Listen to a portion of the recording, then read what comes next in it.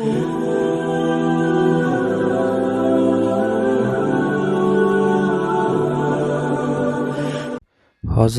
আবু হুরায়রা রাদিয়াল্লাহু তাআলা আনহু বলেন, একজন গ্রাম্য ব্যক্তি রাসূলুল্লাহ সাল্লাল্লাহু আলাইহি ওয়াসাল্লামের খেদমতে হাজির হইল এবং আরজ করিল, ইয়া রাসূলুল্লাহ, আমাকে এমন কোনো আমল বলিয়া দিন, যাহা করিলে আমি জান্নাতে প্রবেশ করিব।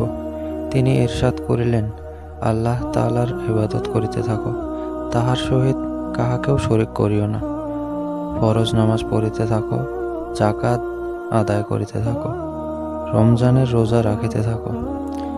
সে ব্যক্তি আরজ করিল, ওই জাতের কসম যাহার হাতে আমার প্রাণ, যে সমস্ত আমল আপনি বলিয়া দিয়েছেন তদ্রূপ করিব, উহাতে কোনো কিছু বাড়াইব না।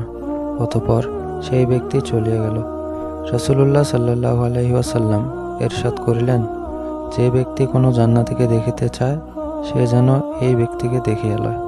সুবহানাল্লাহ।